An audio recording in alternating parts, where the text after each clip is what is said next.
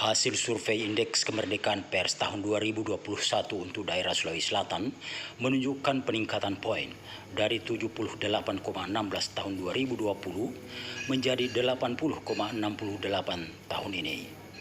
Demikian Wakil Ketua Dewan Pers Henry C. Bangun ketika membuka forum diskusi terfokus FGD IKP tahun 2021 di Hotel Harpers siang kemarin di Makassar. Walaupun angka kuantitatif hanya mencapai 2 poin, namun bagi peserta FGD kali ini terdapat beberapa hal yang menarik untuk didiskusikan sebagai masukan kualitatif, seperti lingkungan fisik dan politik, lingkungan ekonomi, dan lingkungan hukum. Lebih jauh, Henry C. Bangun mengatakan, menarik bahwa Provinsi Sulawesi Selatan ini menjadi satu dari sedikit ya, yang skornya naik dibandingkan dengan provinsi yang lain. Ya. Saya kebetulan sudah hadir di pemaparan di Provinsi Bengkulu, ya, Bangka Belitung, dan Sumatera Utara. Jadi hanya di Banten satu lagi, hanya di Sulsel ini yang naik. Ya. Jadi naik skornya dari 78,16 menjadi 80,68. Jadi meskipun naiknya hanya 2 poin ya, tetapi ini adalah kenaikan angka psikologis yang baik dari kelompok 70-an menjadi kelompok 80-an. Nah, ini dalam catatan saya, kita tepuk tangan dulu untuk Sulawesi Selatan ya, saudara. Kalau melihat secara akumulatif, maka Provinsi Sulawesi Selatan kemerdekaan persnya masuk kategori cukup bebas 80. Jadi rezim 70-nya sudah ditinggalkan ya Pak Henry ya tadi.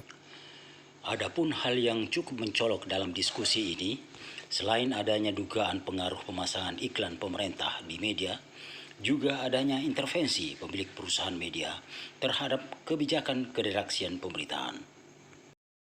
Laporan yang masuk ke AJI sebagai organisasi profesi, sejumlah pemberitaan di media, khususnya di Kota Makassar dan Sulawesi Selatan itu banyak berita di take down. Cuma sensornya ini agak halus, Mas Firda, karena seperti yang Pak Nurdin Amir tadi sampaikan bahwa pilihannya adalah kau memberitakan atau iklanmu kita hilangkan.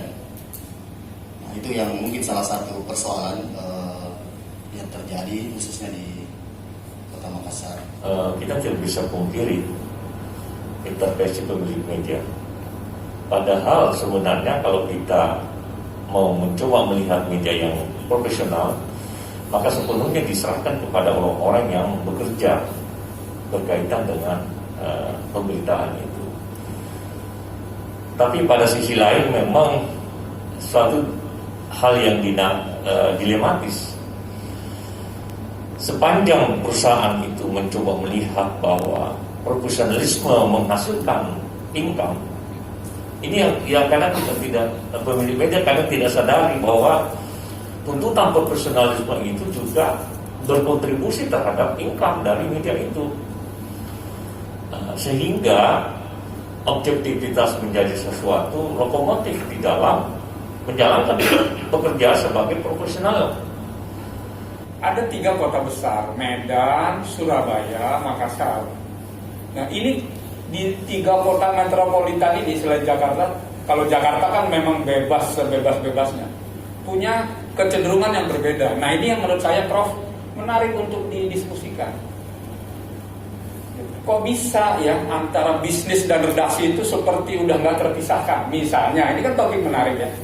Kalau di Medan nggak begitu, Surabaya nggak begitu. Nah, ini apakah faktor sosiologis atau apa sehingga bisa nyampur begitu gitu ya?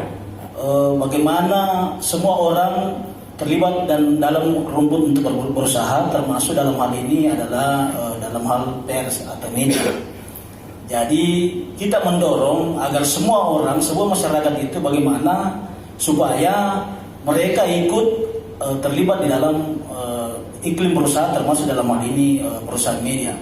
Kalau di Parepare sendiri misalnya media penyiaran. Media penyiaran itu misalnya Mesra, meskipun kita lihat bahwa sekarang itu jurnalisnya sudah ya sangat ya hidup segan mati pun tak mau ketika profesionalisme itu, karena di Mesra itu ada program obras, itu masyarakat bebas tanpa sensor. Itu bagaimana public affair yang dikedepankan di situ, masyarakat bebas berbicara, marah-marah, atau bagaimana ekspresi nonverbalnya yang kemudian mengingatkan pemerintah bahwa ada hal yang perlu diperhatikan. Diskusi kelompok terfokus dalam rangka Indeks Kemerdekaan Pers tahun 2021 kali ini diselenggarakan selain tatap muka juga melalui sistem daring. Adapun hasil diskusi ini akan menjadi masukan bagi perbaikan kondisi kemerdekaan pers di Sulawesi Selatan.